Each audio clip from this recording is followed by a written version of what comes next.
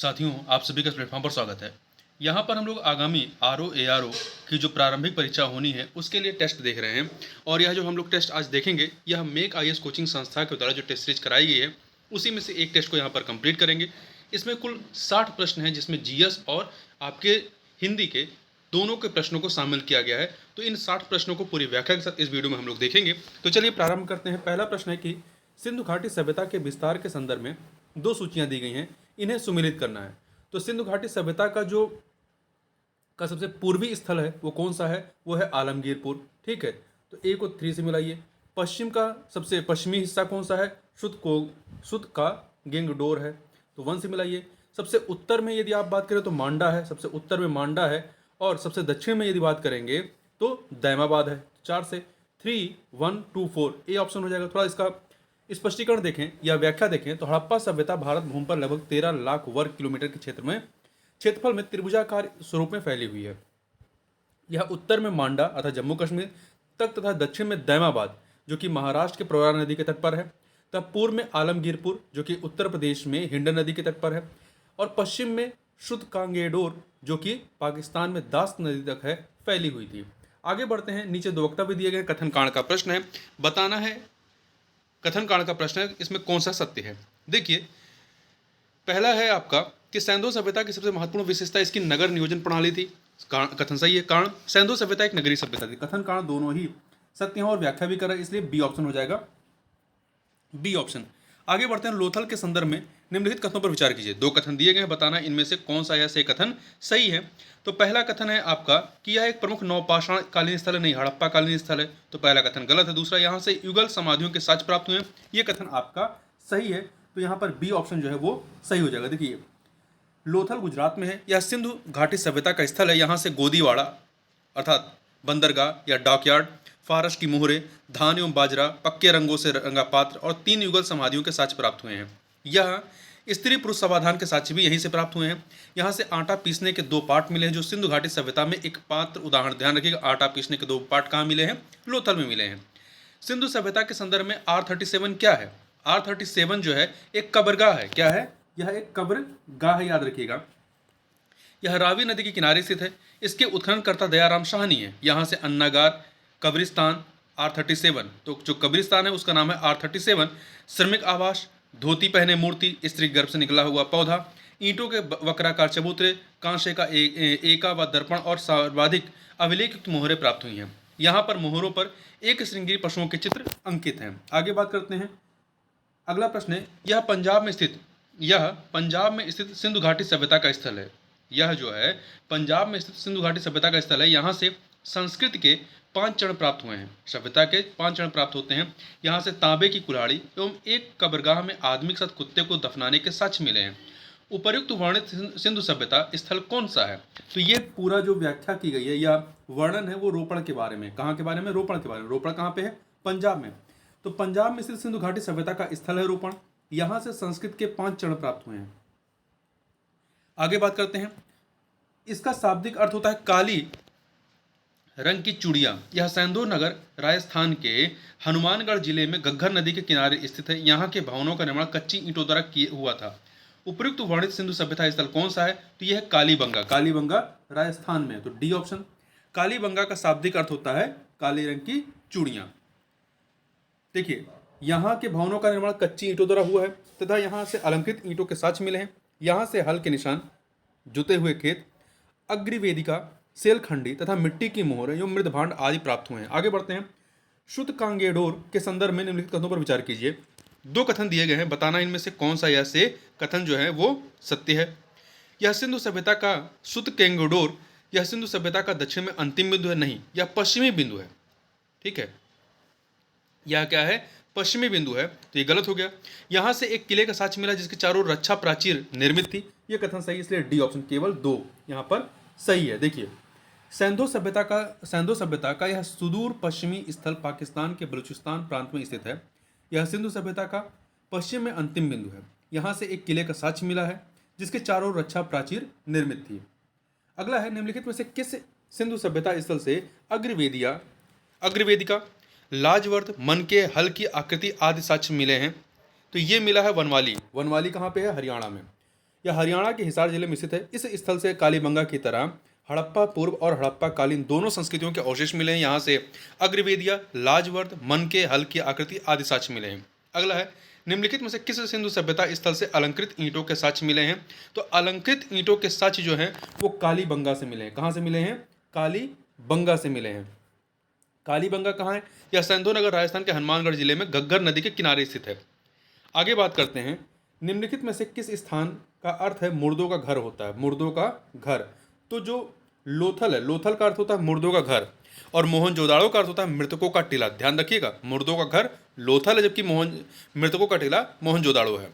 अगला प्रश्न है, निम्नलिखित में से कौन सा या से युग में सुमेलित हैं? प्रमुख सिंधु घाटी सभ्यता स्थल और उनकी अवस्थिति के बारे में। देखिए, हड़प्पा जो है रावी नदी के तट पर है, रावी नदी के। चंदहुदड़ो सिंधु नदी के तट पर, कालीबंगा घग्गर नदी के तट पर। तीन के तीनों यहाँ पर सही है, तो डी ऑप्शन। निम्नलिखित किसने सिंधु घाटी सभ्यता स्थल चंदहुदड़ो की खोज की थी? चंदहुदड़ो की खोज गोपाल मजूमदार ने की थी। किसने की थी? गोपाल मजूमदार ने। यह जो है 140 किलोमीटर दक्षिण पाकिस्तान के सिंध में स्थित। इसकी खोज 1931 में एनजी मजूमदार या गोपाल मजूमदार ने तथा उत्खनन 1935 ईस्वी में अर्नेस्ट मैके ने की थी। यहाँ सिर्फ एक ही टीला है जिसकी किलेबंदी नहीं की गई थी, न ही सुरक्षात्मक दीवार के अवशेष यहाँ से मिले हैं। आगे बढ़ते हैं, अगला प्रश्न है थोड़ा सा और इसमें देखें। चंदहुदड़ो को सिंधु सभ्यता का औद्योगिक नगर कहा जाता है। यह स्पष्ट रूप से शिल्प गतिविधियों का एक महत्वपूर्ण केंद्र था। 13 नंबर क्वेश्चन देखते हैं, निम्नलिखित में से कौन सा या से युग में सुमेलित हैं? तो यहाँ पे तीन चीजें हैं। धौलावीरा कहाँ पे है? गुजरात में, ये सही है। दूसरा, चंदहुदड़ो मांट मोगरी जिला, नहीं। चंदहुदड़ो कहाँ पे है? ये पाकिस्तान के सिंध प्रांत में है, तो दूसरा गलत है। तीसरा, मोहनजोदाड़ो सिंध प्रांत में है। मोहनजोदाड़ो जो है आपका ये सिंध प्रांत का लरकाना जिला। तो यहाँ पर पहला और तीसरा सही है, पहला तीसरा सही, दूसरा गलत है, तो बी ऑप्शन हो जाएगा। आगे बात करते हैं, धौलावीरा के संदर्भ में निम्नलिखित कथनों पर विचार कीजिए। दो कथन दिए गए हैं। पहला, यह पूरा स्थल गुजरात के कच्छ जिले में स्थित है, बिल्कुल सही है। सिंधु घाटी सभ्यता का यह एकमात्र नगर था जो 3 भागों में विभाजित था, ये भी सही है। ठीक है, दो के दोनों कथन यहाँ पर सही है, डी ऑप्शन हो जाएगा। देखिए, इसकी खोज जो है 1967-68 में जगपति जोशी ने की थी, जबकि इसका उत्खनन जो है वो आर.एस. बिष्ट के द्वारा किया गया था, आर.एस. बिष्ट के द्वारा। धौलावीरा की खुदाई में मिले अवशेषों का प्रसार मनहर एवं मानसर नामक नालों के बीच में हुआ था। यह हड़प्पा सभ्यता का एक महत्वपूर्ण सुनियोजित नगर था जो समानांतर चतुर्भुज के रूप में लगभग 100 हेक्टेयर में फैला हुआ था। जहां अन्य हड़प्पाई नगर मात्र 2 भागों दुर्ग और आवास क्षेत्र में बटे थे, वहीं धौलावीरा 3 भागों दुर्ग, मध्यम नगर और निचला नगर में विभाजित था। अगला प्रश्न है, निम्नलिखित में से कौन सा या से युग में सुमेलित है या है? प्रमुख सिंधु घाटी सभ्यता स्थल और अवस्थिति। तो देखिए, कालीबंगा राजस्थान में है, कोट दीजी सिंध प्रांत पाकिस्तान में, रंगपुर कहाँ पे है? ये हरियाणा में नहीं है, ठीक है। रंगपुर आपका गुजरात में है। कहाँ पे है? गुजरात में, गुजरात के काठियावाड़ क्षेत्र में। तो यहाँ पर पहला दूसरा सही, इसलिए ए ऑप्शन हो जाएगा। 2 सूचियाँ हैं, ठीक है, 2 सूचियाँ हैं। एक सूची में प्रमुख सिंधु घाटी सभ्यता स्थल, दूसरे में उनकी अवस्थिति है, तो इन्हें हमें सुमेलित करना है। कुणाल कहाँ पे है? कुणाल हरियाणा में है, शंघोल पंजाब में है, हुलास उत्तर प्रदेश में, बालाथल राजस्थान में। तो 1 2 3 4 ए ऑप्शन हो जाएगा। देखिए, हरियाणा में जो हड़प्पाकालीन स्थल है उनसे राखीगढ़ी है, शिशवाल है, कुणाल है, वनवाली है, मिताथल है, बालू है, भिर्राना है। जबकि पंजाब में रोपड़, कोटला, निहंग खान, बाड़ा, शंघोल, ढेर, माजरा, चंडीगढ़ है। और उत्तर प्रदेश में बागपत में सनौली है, मेरठ में आलमगीरपुर है, सहारनपुर में बड़गांव है, सहारनपुर में ही हुलास है और मुजफ्फरनगर में मांडी है। राजस्थान में कालीबंगा, रंगमहल, कर्णपुर, बालाथल, तरखान वाला डेरा इत्यादि हैं।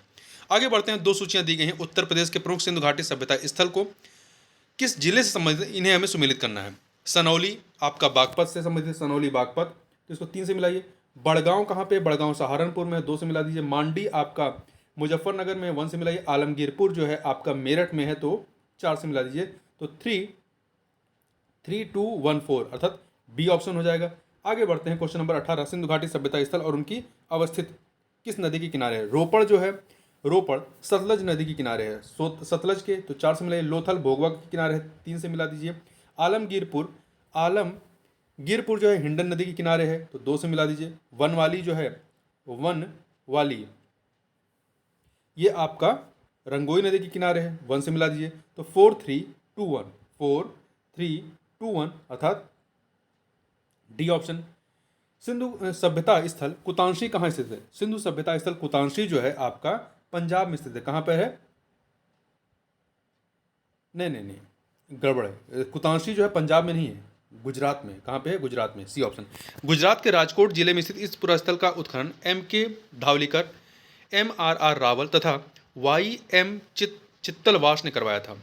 यहाँ से विकसित तथा उत्तर हड़प्पा कालीन स्तर प्रकाश में आए। आगे बढ़ते हैं, क्वेश्चन नंबर 20 देखते हैं। निम्नलिखित में से कौन सा एक युग्म सुमेलित नहीं है?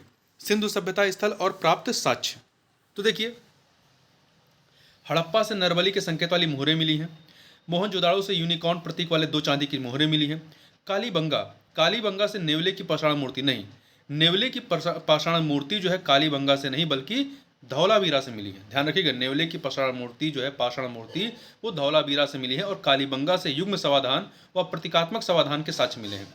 तो यहाँ पर सी वाला जो है वो सही नहीं है। राखी गढ़ी से मनका बनाने की एक कार्यशाला मिली है। आगे बढ़ते हैं, निम्नलिखित में से कौन सा या से युग्म सुमेलित हैं?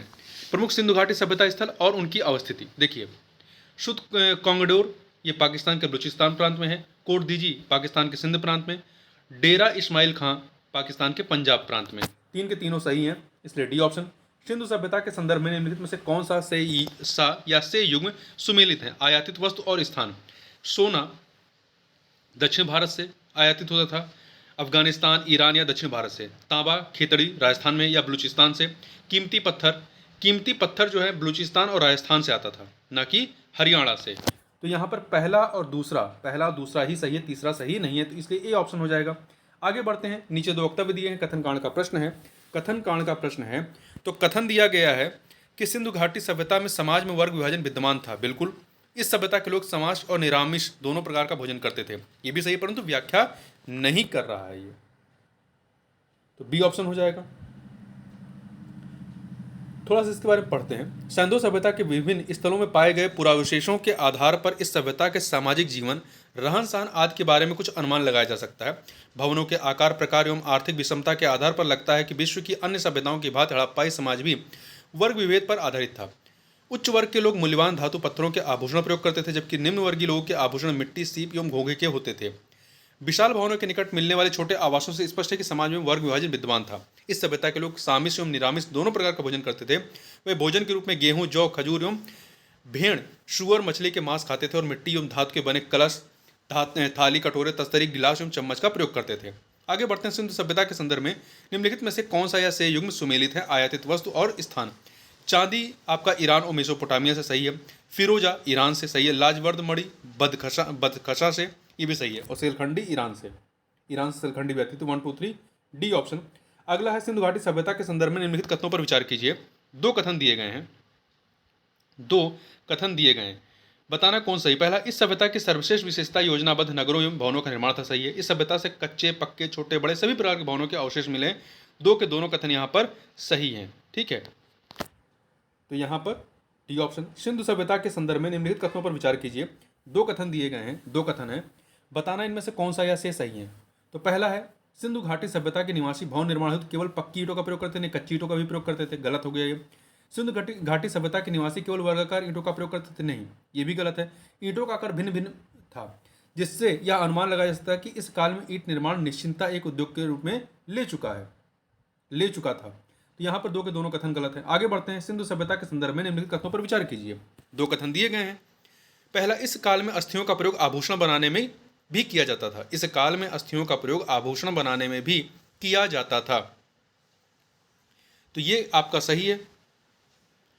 दूसरा, पुरुष वर्ग आभूषण धारण नहीं करता था। बिल्कुल करता था, तो इसलिए पहला कथन सही है, दूसरा गलत है, ए ऑप्शन हो जाएगा।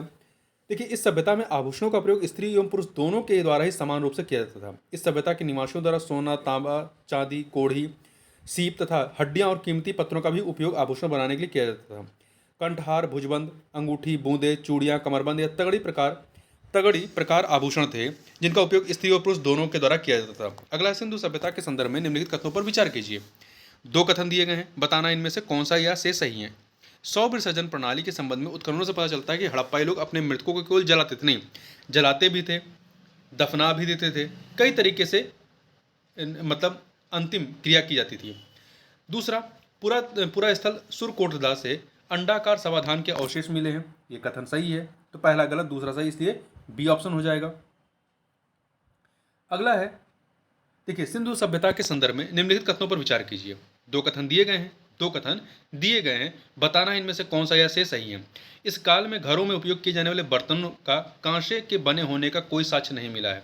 ये कथन गलत है, ये कथन आपका गलत है। दूसरा, वे केवल कच्ची मिट्टी के बर्तनों का प्रयोग करते थे, ये भी गलत है। दो के दोनों कथन यहाँ पर गलत है। देखिए, सिंधु घाटी सभ्यता की विशेषता की देखें, घरों में उपयोग किए जाने वाले बर्तन आदि सामग्रियों के लिए तांबे, कांसे, मिट्टी, लकड़ी का उपयोग किया जाता था। मिट्टी की वस्तुओं को पकाकर उपयोग में लाया जाता था और उन पर पॉलिश और चित्रकारी की जाती थी। इन्हें विभिन्न धातुओं का ज्ञान भी था।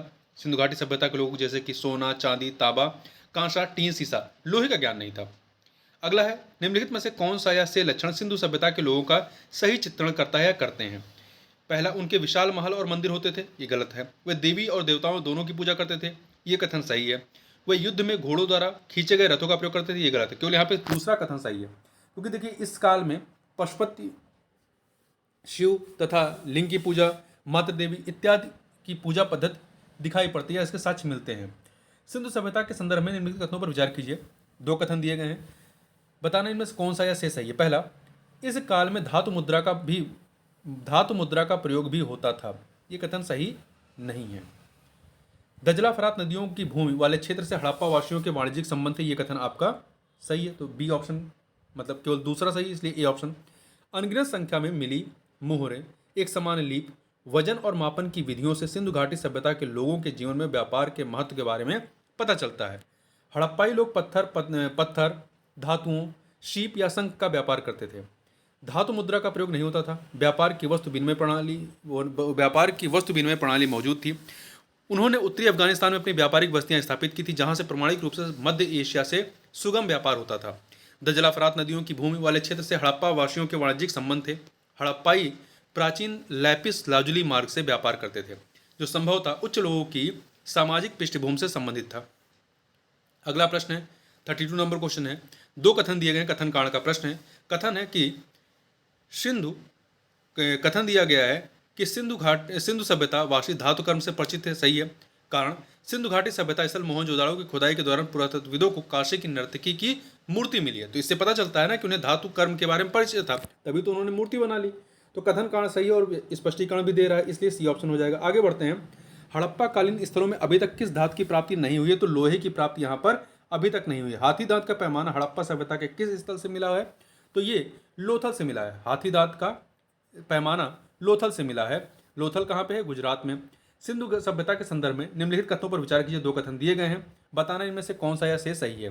पहला, इस काल के लोग बुनने और काटने की कला से परिचित थे, सही है। इस समय लेखन कला का आविष्कार नहीं हुआ था। लेखन कला का आविष्कार, ये कथन गलत है। लेखन कला का आविष्कार था, परंतु हम लोग अभी तक उसको पढ़ नहीं पाए हैं, तो यहाँ पर ए ऑप्शन केवल हो जाएगा। आगे बढ़ते हैं। नीचे दो कथन दिए गए हैं, कथन कांड का प्रश्न है, बताना है इसमें से कौन सा या से सत्य है। सिंधु सभ्यता के मुहरें पकी हुई मिट्टी तथा पत्थर की हुआ करती थी, ये सही है। कारण, इनका उपयोग सिक्के के रूप में होता था, नहीं, ये असत्य है, ठीक है, तो इसलिए सी ऑप्शन हो जाएगा। देखिए, इस समय की मोहरें पकी मिट्टी तथा पत्थर की हुआ करती थी, ये धनवानों के घरों में हुआ करती थी, किंतु इनका उपयोग सिक्के के रूप में नहीं होता था। खुदाई से लगभग 2000 मोहरें प्राप्त हुई, जिन पर पशुओं के चित्र ऊपर, पार्श्व तथा नीचे कुछ लीप के चिन्हों द्वारा कुछ लिखा गया था, जिसे आज तक पढ़ा नहीं जा सका है। मुद्राओं का आकार भी भिन्न भिन्न, संभवतः ये पैतृक धरोहर के रूप में उपयोग की जाती होंगी। सिंधु सभ्यता की देन माना जाता है क्या? सिंधु सभ्यता की देन दशमलव पद्धति पर आधारित माप तौल प्रणाली, नगर नियोजन और नालियों की व्यवस्था, बहुफसली कृषि व्यवस्था, ये सभी इनकी देन है। देखिए, इस समय जो है दशमलव पद्धति पर आधारित माप तौल प्रणाली थी, नगर नियोजन और नालियों की व्यवस्था, बहुफसली कृषि व्यवस्था, मोहरों का उपयोग, पशुओं का धार्मिक महत्व, आंतरिक और बाह्य व्यापार, बहुदेववाद का प्रचलन, माता देवी की पूजा, शिव पूजा, वृक्ष पूजा आदि इस समय के मतलब विशेषताएं मिलती हैं। सिंधु घाटी संस्कृति वैदिक सभ्यता से भिन्न थी। क्यों भिन्न थी? क्योंकि सिंधु घाटी सभ्यता, इसके पास विकसित शहरी जीवन की सुविधाएं थी, इसके पास चित्रलिखी लिपि थी, इसके पास लोहे और अच्छा शस्त्रों के ज्ञान का अभाव था। ये सभी के सभी दोनों में अंतर है। सिंधु घाटी सभ्यता को आर्यों से पूर्व की रखे जाने का महत्वपूर्ण कारण क्या है? तो वो है आपका मृदभांड है। आगे बढ़ते हैं। नीचे दो वक्तव्य दिए, कथन कांड का प्रश्न है। कथन है, सिंधु घाटी सभ्यता के लोग सिंधु घाटी सभ्यता के लोग जो हैं वो नृत्य कला से परिचित थे। सही है। कारण सिंधु घाटी सभ्यता स्थल मोहनजोदाड़ो खुदाई के दौरान पुरातत्वविदों को कांसे की नर्तकी की मूर्ति मिली। नर्तकी की मूर्ति तभी पता होगी बनाएंगे ना जब मूर्त कला का उसमें नृत्य कला का विकास हो। तो मूर्ति भी मिली है और नृत्य करते हुए भी, इसलिए कथन कारण सही और स्पष्टीकरण भी कर रहा है। निम्नलिखित में से कौन सा एक विलोम शब्द युग में सुमेलित नहीं है। अब हिंदी के 20 प्रश्नों को देखते हैं। तो देखिए, आवृत का अनावृत, आकर्ष का विकर्ष हो जाएगा, आर्द्र का शीत, आर्द्र का शीत नहीं होगा, आर्द्र का शुष्क होगा, आर्द्र का शुष्क होगा, आच्छादित का अनाच्छादित हो जाएगा। निम्नलिखित में से कौन सा एक विलोम शब्द युग में सुमेलित नहीं है। तो देखिए, अल्पाहार का अनाहार नहीं होगा, आहार का अनाहार होता है, अल्पाहार का पूर्णाहार होगा, अल्पाहार का पूर्णाहार, जबकि अनाहार आहार का है। आशा का निराशा, आधुनिक का प्राचीन, आशीर्वाद का अभिशाप हो जाएगा। तो ए वाला ऑप्शन सही नहीं है। आगे बढ़ते हैं। निम्नलिखित में से कौन सा एक शब्द आगमन का विलोम है। आगमन का विलोम क्या हुआ, गमन। ठीक है, आगमन का गमन हो जाएगा। पुनरागमन का पर्यायवाची दुरागमन होता है। आगे बढ़ते हैं, ये दोनों एक दूसरे के पर्यायवाची हैं। निम्नलिखित में से कौन सा एक विलोम शब्द युग में सुमेलित नहीं है। तो देखिए, कौन सा सुमेलित नहीं है। आध्यात्मिक का भौतिक, इहलोक का भूलोक, इहलोक का भूलोक नहीं हुआ, इहलोक का परलोक होता है, इहलोक का परलोक होता है, भूलोक का धूलोक होता है, भूलोक का धूलोक होता है, ईश्वर का अनिश्वर, आसक्त का अनासक्त हो जाएगा। निम्नलिखित में से कौन सा एक उदार का विलोम है। कौन सा एक उदार का विलोम है। तो उदार का विलोम अनुदार हो जाएगा। क्या हो जाएगा, उदार का अनुदार हो जाएगा। और अनुदारिका औदार्य हो जाएगा। ठीक है, ये दोनों एक दूसरे के विलोम हैं। और उदात्त का अनुदात्त हो जाएगा, अनुदात्त का उदात्त हो जाएगा। अगला, निम्नलिखित में से कौन सा एक विलोम शब्द युग में सुमेलित है। तो देखिए, उत्कर्ष का अपकर्ष, उत्कर्ष का अपकर्ष सही है, उग्र का सौम्य, उपाय का निरुपाय, ये सभी के सभी युग में सुमेलित हैं। तो यहाँ पे डी ऑप्शन हो जाएगा। आगे बढ़ते हैं। निम्नलिखित में से कौन सा एक एकांगी का विलोम है। एकांगी का विलोम कौन सा है। एकांगी का सर्वांगीण होगा, एकांगी का सर्वांगीण होगा। ठीक है, आगे चलते। गंभीर देखिए ओछा का होगा, ओज का ओजहीन का ओज हो जाएगा। आगे बढ़ते हैं। निम्नलिखित में से कौन सा एक विलोम शब्द युग में सुमेलित नहीं है। ओजस्विता का ओजहीन नहीं होगा, ओजस्विता का ओजहीनता होगा। क्या होगा, ओजहीनता, ना कि ओज होगा, ओजहीन होगा। ओज का प्रकट सही है, ओढ़ना का बिछाना, और ओखली का मूसल हो जाएगा। ठीक है, ओजस्वी, ओजहीन जो है ओजस्वी का विलोम है। आगे बढ़ते हैं। अवगत का विलोम क्या होगा। अवगत का विलोम जो हो जाएगा वो सुगत हो जाएगा, अवगत का सुगत हो जाएगा। ओतप्रोत, विलग किसका है, ओतप्रोत का। विगत जो है आगामी का। ये दोनों आपस में एक दूसरे के विलोम हैं। निम्नलिखित में से कौन सा एक युग में या विलोम शब्द युग में सुमेलित नहीं है। देखिए, औपचारिक का अनौपचारिक नहीं होता है, औपचारिक का अनौपचारिकता नहीं होता, औपचारिक का अनौपचारिक होता है, जबकि औपचारिकता का अनौपचारिकता होता है। औधर का सुधर, औघर का सुघर, औध का सीधा, ये सही है। आगे बढ़ते हैं। निम्नलिखित में से कौन सा एक औचक का विलोम शब्द है। औचक का विलोम क्या होगा, अक्षर। ठीक है, अक्सर, नियमित, दो के दोनों हो जाएंगे, तो सी ऑप्शन हो जाएगा। अवहाती, निम्नलिखित में से किस शब्द का विलोम है। अवहाती जो है, अवहाती ये विधवा का है। अवहाती, सधवा, सुहागन, इसका विलोम क्या होगा, विधवा। जबकि अनुचित्य का औचित्य हो जाएगा। आखिर का जो है अव्वल होगा, आखिर का अव्वल। ये सधवा का विधवा हो जाएगा। कनिष्ठ का ज्येष्ठ हो जाएगा। निम्नलिखित में से कौन सा एक विलोम शब्द युग में जो है वो सुमेलित नहीं है। तो देखिए, पीन का स्थूल नहीं होगा, पीन और स्थूल दोनों पर्यायवाची हैं। तो कृष्ण का विलोम जो होता है पीन और स्थूल होता है। ठीक है, ये ध्यान रखिएगा। कृष्ण का शुक्ल हो जाएगा या धवल हो जाएगा, ग्रामीण का शहरी हो जाएगा, छली का निश्चल हो जाएगा, निश्चल। तो यहाँ पर पीन और स्थूल दोनों एक ही हैं, एक ही मतलब पर्यायवाची हैं, और ये कृष्ण का विलोम है। निम्नलिखित में से कौन सा एक विलोम शब्द युग में सुमेलित नहीं है।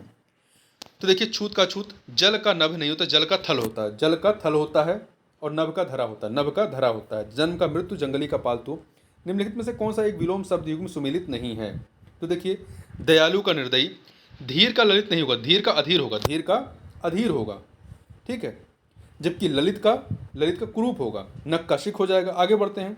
निम्नलिखित में से कौन सा एक विलोम शब्द युग में सुमेलित नहीं है। देखिए, निंदा का प्रशंसा, पक्ष का विपक्ष, परकिया का स्वीकिया, दूरवर्ती का सन्निहित नहीं होगा, दूरवर्ती का सन्निहित नहीं होगा। देखिए दूरवर्ती और सन्निहित दोनों पर्यायवाची हैं। इसका उल्टा क्या होगा, विलोम क्या होगा, आसन्न होगा। राग का विलोम शब्द क्या है, राग का क्या हो जाएगा, विराग भी द्वेष होगा और विराग होगा। राग का राग और अनुराग पर्यायवाची हैं, राग और अनुराग पर्यायवाची, जबकि इसका विलोम द्वेष और विराग होगा। आगे बढ़ते हैं। निम्नलिखित में से कौन सा एक शब्द चिरंतन का विलोम है। तो चिरंतन का विलोम क्या है, चिरंतन का नश्वर हो जाएगा। ठीक है, चिरंतन का ही जो पर्यायवाची है वो है अनश्वर, स्थायी, शाश्वत। ये तीनों जो है चिरंतन के पर्यायवाची हैं, जबकि इसका विलोम क्या हो जाएगा, नश्वर। निम्नलिखित में से कौन सा एक विलोम शब्द युग्म सुमेलित नहीं है। मिलन का विच्छोह सही है, निर्मल का मलिन, भाव का तिरोभाव, भाव का तिरोभाव नहीं, भाव का क्या हो जाएगा, अभाव हो जाएगा, भाव का अभाव हो जाएगा, जबकि तिरोभाव का क्या हो जाएगा, आविर्भाव हो जाएगा। मानव को दानो सही है, तो यहाँ पे सी नहीं सही है। निम्नलिखित में से कौन सा एक विलोम शब्द युग्म सुमेलित नहीं है। तो देखिए, विरोध का समर्थन, लोभ का संतोष, विपन्न का संपन्न, विशुद्ध का शुद्ध, विशुद्ध का दूषित होगा, विशुद्ध का शुद्ध नहीं होगा, विशुद्ध का दूषित होगा, जबकि शुद्ध का अशुद्ध हो जाएगा। तो यहाँ पर डी वाला सही नहीं है। तो इस प्रकार से इस वीडियो में बस इतना ही, मिलते हैं नेक्स्ट वीडियो में, तब तक के लिए बहुत बहुत धन्यवाद।